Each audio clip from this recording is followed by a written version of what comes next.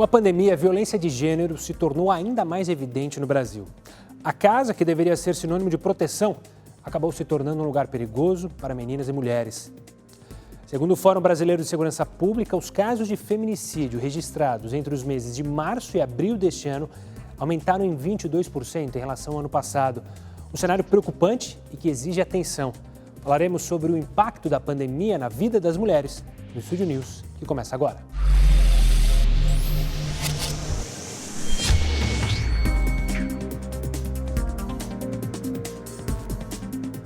E para falar sobre esse tema, eu converso com Juliana Kempf, gerente de relacionamento institucional do Sebrae. Seja muito bem-vinda, Juliana. Obrigado pela participação aqui conosco. Obrigada, Gustavo. Obrigada, Estúdio News e Record, pelo convite. Juliana, eu queria começar falando com você. Apesar de muitas pessoas saberem que os homens têm a taxa de mortalidade mais alta por causa da pandemia, segundo a ONU, são as mulheres que justamente são as mais afetadas, em especial as que trabalham no setor da saúde, obviamente, as domésticas e as trabalhadoras do setor informal.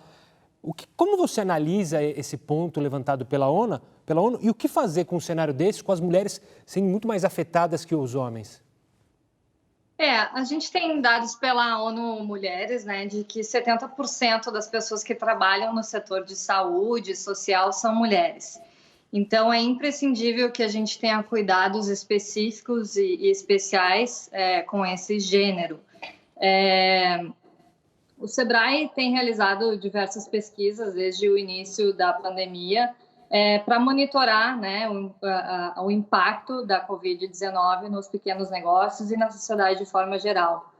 Então, a gente, nesse viés do Sebrae de fomentar empreendedorismo, a gente acredita que é fundamental a gente ter um olhar especial para as mulheres, para que elas possam aumentar os seus rendimentos, gerar mais empregos, mas principalmente ser independentes e protagonistas nas suas vidas. E nesse setor, quando a gente trabalha e faz esse recorte, 70% das pessoas envolvidas com saúde social são mulheres, é preciso a gente ainda trazer o impacto disso para a sociedade. Essas mulheres, elas também têm uma sobrecarga de trabalho nas suas casas, então, além do trabalho desempenhado fora do lar, é muito importante a gente considerar que ainda são as mulheres as principais responsáveis pelas atividades domésticas, então precisamos apoiá-las para haver uma divisão mais justa nas tarefas e também políticas públicas de governos e de toda a sociedade para mitigar os impactos e os riscos para esse gênero. Juliana, por falar em impactos, segundo o IBGE, são 38 milhões de pessoas no Brasil que estão abaixo da linha da pobreza. Desse número, pelo menos 27 milhões são mulheres. Por que essa discrepância tão grande? E você acha que esses números podem ficar ainda maiores depois da pandemia se nós não tivermos esse olhar que você mencionou há pouco? Com certeza, eu acredito que os números, infelizmente, eles tendem a piorar, né? Embora a gente acredite que toda a crise também é uma oportunidade, a gente incentive como o Sebrae o empreendedorismo feminino, os números ainda assustam, né? O Sebrae fez uma pesquisa, como eu havia dito, e a gente teve como resultado que as mulheres realmente foram as mais afetadas durante a crise. Tá? Então, 52% das pessoas, das mulheres que responderam a essa pesquisa, informaram que ou fecharam seus negócios temporariamente ou de vez, né?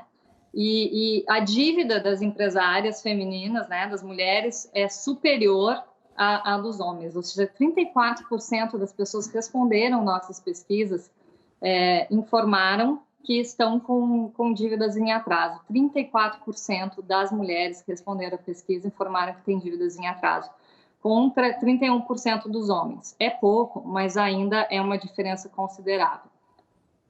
E é importante a gente trazer que, embora as empresárias possuam uma média geral aqui no Brasil de 16% a mais de escolaridade do que os homens, ainda, infelizmente, elas continuam ganhando cerca de 22% a menos. Então, é um cenário que já é existente, né? ele tende a se intensificar, a piorar, a gente acredita, infelizmente, agora nessa situação de pandemia, porque as mulheres tendem a perder os seus empregos, a ficar mais em casa, né? Como a gente está com as escolas, a grande parte das escolas fechadas, então as tarefas domésticas, as tarefas de educação, né, das crianças, isso acaba sobrecarregando ainda mais as mulheres, que acabam tendo que deixar os seus negócios ou dividir ainda mais o seu tempo. Juliana, você falou sobre as mulheres que fecharam seus negócios. Eu queria saber, existe diferença ou as mulheres têm mais dificuldade ao acesso ao crédito, principalmente nesse momento em que, claro, a preocupação dos micro e pequenos empresários é ter crédito para pagar sua folha salarial, enfim. As mulheres enfrentam essa barreira também na hora de buscar crédito ou não? Por a barreira de ser mulher na nossa sociedade e ter o seu negócio próprio? Olha, infelizmente, o assunto crédito, ele tem sim um impacto negativo, né, para o gênero feminino. Na pesquisa realizada pelo Sebrae, tivemos informações que 34% das mulheres que responderam à pesquisa, de fato, já buscaram crédito nos bancos, né, nesse momento de pandemia. E, em contrapartida, 41% dos homens que responderam à pesquisa, eles buscaram crédito.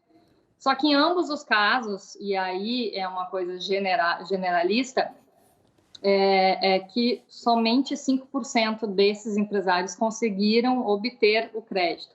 Então, a gente também está falando de uma dificuldade do micro e pequeno empresário ter o acesso ao crédito, mas é importante a gente salientar que há uma dificuldade maior das mulheres em conseguirem, embora haja uma inadimplência menor do gênero feminino, tá? Há uma inadimplência em torno de 3,7%, enquanto a dos homens aumenta para 4,2%, as mulheres acabam pagando um juro muito maior do que o dos homens, né? O juro em torno de 35%, enquanto os homens de 31%. Então, a gente ainda vê que, infelizmente, há um prejuízo aí para as mulheres na hora de tomada de crédito. É importante salientar ainda que muitas mulheres, elas ainda não estão buscando o crédito, elas têm um certo receio, tá? 44% das donas de negócio, das empresárias, responderam na nossa pesquisa que nunca buscaram um empréstimo bancário. Então, isso é um mito que precisa acabar, né? E essa diferenciação de taxa de juros diferentes ou qualquer outra diferenciação por gênero, ela precisa acabar no nosso país. Juliana, ainda falando nas nossas mulheres empreendedoras aqui no Brasil, quais são as necessidades específicas das mulheres que empreendem no país e qual a importância de apoiar negócios comandados por mulheres? As necessidades específicas justamente pela necessidade que a mulher ainda tem de se dividir, né, entre o trabalho e o trabalho doméstico, né, sobre o seu empreendedorismo e o trabalho doméstico. Há uma busca muito grande por capacitação, então nós vemos aqui no Sebrae que as mulheres, e de forma geral as mulheres, têm se capacitado muito mais, têm uma escolaridade superior à dos homens. O principal desafio, eu diria que é inovar, né? Inovar e que as empresárias estejam atentas às tendências do mercado, né? Essa pandemia nos trouxe muitas novos normais, né? Então, a gente precisa, de forma geral, se adaptar ao novo normal, às reuniões online, a vendas online. A gente consegue perceber que as mulheres, e isso é um sinal muito positivo, elas, nos seus negócios, elas dispensaram menos, ou seja, elas demitiram menos, elas estão mais proativas nas buscas por vendas online. 32% das mulheres que responderam nossa pesquisa já iniciaram as vendas online, ou estão pretendendo iniciar as vendas online, quando em contrapartida, menos de 25% dos homens, cerca de 25% dos homens que lideram negócios, né, encaminharam seus negócios para vendas digitais. Então, a gente acredita que auxiliar essas micro e pequenas empresárias nesse novo contexto, principalmente na digitalização dos seus negócios, é papel do Sebrae. Então, nesse contexto de educação à distância, de consultoria à distância, é que nós viemos trabalhar. Juliana, no começo da nossa conversa, você comentou sobre a possibilidade de tirar coisas positivas desse momento terrível que a gente está passando. De que forma a gente pode tirar coisas positivas para a vida dessas mulheres empreendedoras e também as profissionais com carteira assinada? Como que a gente pode tirar algo positivo desse momento? Eu acho que as mulheres, em geral, têm uma grande capacidade de se reinventar, de inovar, de ter criatividade. Então, acho que é momento da gente olhar o que vem acontecendo no mundo, olhar para a nossa sociedade e, principalmente, para as mulheres empreendedoras, sejam elas donas de seus negócios, sejam elas informais, sejam aquelas que estão começando ou as que estão trabalhando em alguma empresa hoje como colaboradoras. É momento da gente analisar as tendências, é momento da gente olhar para o nosso cliente e ter criatividade no nosso negócio. Eu acho que em toda crise a gente tem muito o que aprender e pode tirar grandes resultados positivos disso. Juliana Kempf, gerente de relacionamento institucional do Sebrae, eu conversei com ela. Juliana, obrigado pela atenção e pelo bate-papo. Obrigada, Gustavo. Sempre um prazer. Até uma próxima. O Estúdio News agora vai para um rápido intervalo e volta já. Não saia daí.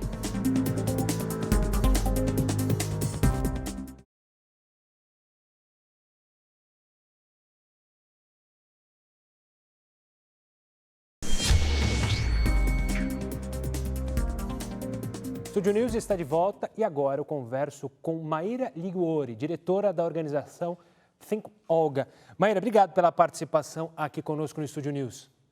Obrigada a vocês pelo convite. Maíra, eu queria começar falando sobre esse relatório que a Think Olga e a Think Eva produziram sobre os principais impactos da pandemia na vida das mulheres. Vocês analisaram 3 problemas centrais quanto à violência, saúde, economia e trabalho.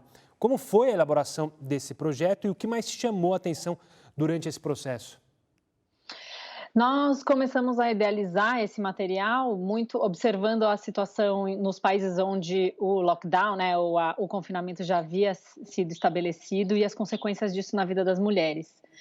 Muito se falava sobre os impactos na economia, muito se falava sobre os impactos na saúde, muito se falava sobre os índices de violência, mas pouca coisa foi abordada com essa perspectiva de gênero. Então, a gente entendeu que era urgente e necessário que a gente mantivesse essa conversa de gênero, sobre gênero acontecendo, sobre os direitos das mulheres acontecendo, para que ela não caísse no esquecimento. A gente vê historicamente, em todos os momentos de crise sanitária ou humanitária, a gente tem pouquíssimas ações afirmativas no sentido de proteger ou de ajudar as mulheres que sofrem os impactos dessa pandemia de uma forma diferente. E muitas vezes o que a gente tinha de informação ou dados era a contabilização dos estragos no final. E muito pouco uma discussão durante, enquanto o problema estava acontecendo. Então foi esse é o objetivo, trazer à luz todo esse impacto que é diferente na vida das mulheres em relação à vida dos homens, para que a gente pudesse agir e tomar medidas enquanto o problema está acontecendo e não depois que ele já aconteceu. Maíra, vamos falar de alguns dados, então. Segundo os dados do Ministério da Mulher, da Família e dos Direitos Humanos, as denúncias ao 180 no mês de abril subiram 40% em relação ao ano passado. O cenário piora ainda mais, de acordo com o Fórum Brasileiro de Segurança Pública, os casos de feminicídio cresceram 22% em 12 estados durante a pandemia. Como que as mulheres que moram com os agressores podem fazer para se proteger? De que forma o governo, a sociedade e até as empresas podem agir mediante essa realidade terrível que a gente vê no nosso país? Olha, eu acho que você tocou num ponto crucial, que não é pensar só no que a mulher pode fazer, Porque ela é o elo mais fraco dessa cadeia, ela é a vítima, ela está numa situação de extrema vulnerabilidade. Todos os outros atores da sociedade, governo, setor privado, sociedade, família, todo mundo precisa atuar, todo mundo precisa entender que esse é um problema de todos nós, não só da mulher que está sofrendo em casa, Então, a gente acredita que, para além de fortalecimento das políticas públicas que neste momento encontram-se muito fragilizadas.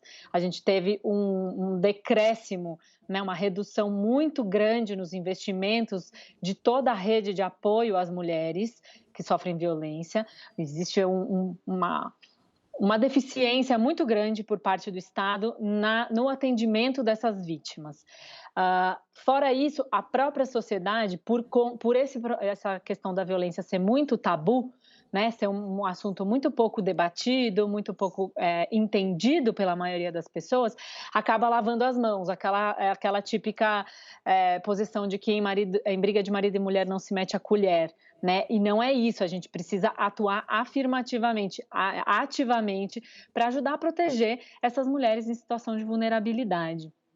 A família também, a mesma coisa, estender a mão, estar sempre próxima, se abrir para escutar e jamais culpabilizar, julgar a vítima, né? Existe essa crença de que a mulher não sai da situação de violência porque ela não quer, e esse é o maior absurdo que se pode falar sobre uma situação como essa. Então, todo mundo tem o seu papel nessa luta, todo mundo precisa dar as mãos para ajudar a mulher a sair desse lugar. Maíra, quando a gente olha o cenário que a gente está vivendo por causa da pandemia, há muito debate sobre mudanças das questões econômicas, das questões sanitárias do país como um todo. Quando a gente entra no assunto, você falou de tabu, questão comportamental da nossa sociedade, a tendência a querer mudar, melhorar, é muito mais difícil. Você também tem essa impressão? Que, ou seja, há uma barreira, um tabu para mudar nossas questões comportamentais muito diferente de quando a gente analisa questões econômicas ou sanitárias, que a gente logo já pensa em querer alterar, em querer melhorar. No comportamento é completamente diferente? Com certeza. E esse é a principal definição de tabu, né? O tabu, ele é um cobertor ou um tapete que cobre aquele assunto e evita que a gente lide com ele. A violência doméstica, ele é um assunto doloroso, ele é um assunto difícil, é um assunto que incomoda, e as pessoas preferem não se relacionar com esse assunto justamente para não ter que botar, se relacionar realmente, né, para atuar e assumirem a sua posição. Então, quando a gente está falando de um comportamento, quando a gente está falando de uma cultura como a nossa, que é muito patriarcal, que geralmente culpabiliza a mulher, né? Fala, ela apanhou porque mereceu, ou então, ela estava pedindo, ou então qualquer outra desculpa, né, que justifique esse nosso comportamento, é justamente isso que torna o assunto tabu. Para que a gente pare de tratá-lo como tabu, a gente precisa que as conversas importantes aconteçam. E essa conversa que a gente está tendo aqui é muito importante, para que as pessoas saibam que é preciso falar sobre esse assunto, que elas entendam o que é esse assunto, né? Geralmente as pessoas acham que violência doméstica é a violência física, é quando o marido bate na mulher, em mais de 80%, 90% dos casos. Existem outras formas de violência também, mas a gente está falando dessa violência do homem em relação à mulher. A violência física, ela é um dos graus, ele é dos mais extremos, mas existem outros tipos de violência doméstica, inclusive tipificados pela Lei Maria da Penha, que a sociedade trata como normal. Por exemplo, a violência patrimonial. Durante uma briga de casal, o marido ou a mulher pegarem, por exemplo, o celular dessa pessoa e quebrarem, ou limitarem o acesso dessa pessoa aos bens da casa ou da família, ou ao próprio dinheiro, né? Isso é uma violência patrimonial e ela é tipificada por lei. Ela já existe uma penalização, um encaminhamento legal para ela, mas a gente nem vê isso como violência, né? A gente entende, foi só uma briga, ele perdeu um pouco a cabeça e tudo bem. Mas não é tudo bem, porque essa é uma das expressões e que leva à própria violência física e até à morte, no caso do feminicídio. Então, desnaturalizar esses comportamentos é urgente e, para isso, a gente tem que falar sobre eles. Claro. Maíra, vou te fazer a mesma pergunta que eu fiz há pouco no primeiro bloco para a Juliana Kempfer. A gente pode conseguir tirar um legado positivo de tudo de terrível que a gente está passando nessa pandemia, com relação, claro, às mulheres, à violência contra a mulher, ao feminicídio? Você acredita que a gente pode tirar algo de positivo ou aprender nesse momento? Olha, eu preciso ser honesta. Eu acho que se não houver o engajamento por parte do governo, principalmente, maior, a gente não vai conseguir. porque a sociedade está debatendo e não é de hoje. Os números que a gente está vendo não são de hoje. Esse problema ele sempre existiu. As mulheres sempre sofreram essa violência. Agora, a gente está vivendo um momento de potencialização dessa violência, claro, mas todo mundo muito sensibilizado, porque é uma situação extremamente aflitiva você se imaginar presa em casa com o seu agressor. Então, todo mundo se sente muito mais empático em relação a essa causa. Mas a empatia só não vai resolver. A gente precisa de verdade de políticas afirmativas. A gente precisa que as pessoas assumam seu papel. O governo, a sociedade, o setor privado, que precisa investir cada vez mais no bem-estar das suas funcionárias e na educação dos seus funcionários homens agressores. Então, são muitas frentes, né? E eu acho que só com uma ação coordenada de todas essas frentes, a gente vai ter algum impacto positivo real na vida das mulheres. Enquanto a gente falar só pela perspectiva da vítima, diz que 180, isso não vai resolver nada. Maíra, eu quero agradecer demais a sua participação aqui conosco para debater sobre um assunto importantíssimo, não só nesse momento de pandemia, mas, como você disse, olhando para o futuro. Obrigado e até uma próxima, Maíra. Eu que agradeço. Obrigada. Tchau, tchau. Tchau, tchau. Para falar mais sobre esse assunto, eu converso agora com Ana Carolina Querino, gerente de programas da ONU Mulheres Brasil. Ana, obrigado pela participação aqui conosco. Olá, é um prazer. Ana, no começo da pandemia, a ONU se mostrou muito preocupada com políticas públicas pensadas para combater a discriminação de gênero. Você acredita que os estados, os governos, tiveram essa preocupação durante a pandemia e estão tendo para entender que são aspectos diferentes que a pandemia afeta, principalmente na questão das mulheres? Há essa preocupação? Eu acredito que sim, porque os dados eles são bastante gritantes em relação a como a pandemia impacta de forma diferente homens e mulheres, né? Claro que há uma heterogeneidade na forma como as respostas são construídas e dadas, mas tem alguns aspectos que, de fato, colocam o tema de gênero na linha de frente. Então, temos, por exemplo, um fato que a ONU Mulheres vem chamando atenção no mundo todo para a questão das mulheres estarem na linha de frente, né, do combate à pandemia. Então, tanto quanto trabalhadoras da área de saúde, quanto aquelas mulheres que em casa também se responsabilizam pelo cuidado, seja remunerado ou não remunerado. E também uma outra questão que chama muito atenção e que vem na frente por estar relacionada com um fator que lida com a vida, né, e a segurança das mulheres, que é o aumento da violência contra as mulheres nesse período de pandemia. Então, temos o fato de que homens e mulheres estão nas residências, né, durante esse período de quarentena, e que tem diversos fatores que fazem com que aumentem as tensões no interior dos lares e que levam os homens a praticarem mais atos de violência, seja ela psicológica ou física mesmo, né? Então, a partir dessa noção e dessa dinâmica de gênero que ocasiona os casos de violência, a gente vê esses números aumentados. Ana, e o que o poder público poderia fazer para minimizar os impactos da crise para as mulheres? Uma vez que a gente já falou aqui no programa sobre a violência feminina, mas também a mulher é impactada economicamente, com a sobrecarga também no trabalho, afinal, ela tem o trabalho e tem o trabalho em casa, com as crianças que, é bom lembrar, seguem fora das escolas. Uhum.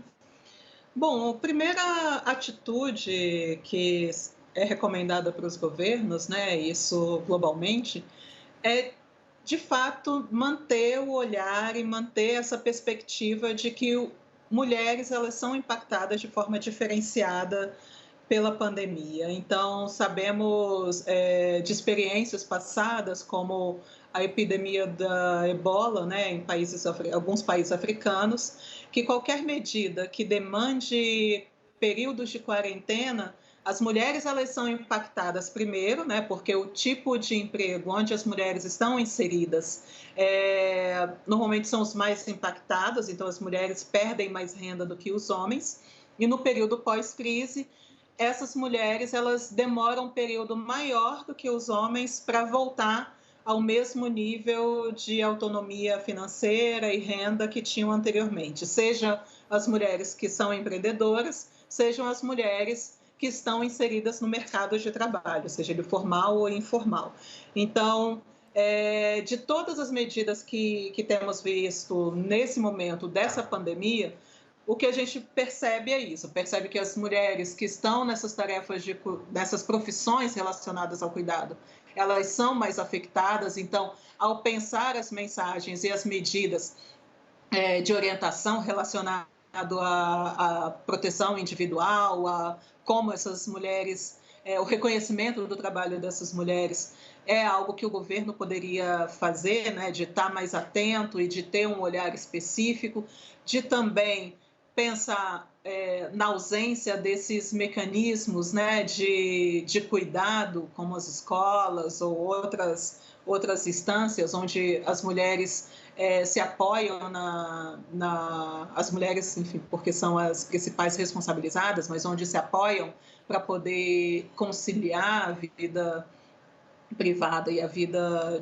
laboral, de como esse governo poderia passar uma mensagem ao setor empregador de que é muito diferente para mulheres e homens que estão atuando desde suas casas, né, que estão trabalhando desde suas casas, em relação à entrega que pode fazer. Muitas mulheres, para poderem dar conta dessa entrega, estão trabalhando de madrugada, porque de dia precisam estar com a divisão ou com a atenção dividida em relação às tarefas domésticas e de cuidados. Então, isso coloca uma sobrecarga muito grande emocional, de trabalho e mental sobre as mulheres. E tem também aquelas que são as trabalhadoras domésticas remuneradas, né? Que a gente sabe que tem toda uma questão específica em relação a essa categoria profissional que é afetada de uma forma bastante característica, seja em períodos normais, né, onde menos de 30% tem carteira de trabalho assinada, seja nesse período específico de pandemia, onde alguns estados estão incluindo essa categoria laboral como uma categoria de serviço essencial. Ana, eu quero falar mais sobre essa sobrecarga da mulher, essa jornada dupla, às vezes até tripla. Vocês falam muito do movimento #ElesPorElas, que é um esforço global para envolver homens e meninos na defesa da igualdade de gênero. Na pandemia, a ONU Mulheres lançou a campanha #ElesPorElas em casa, chamando a atenção para essa sobrecarga que a gente tem conversado.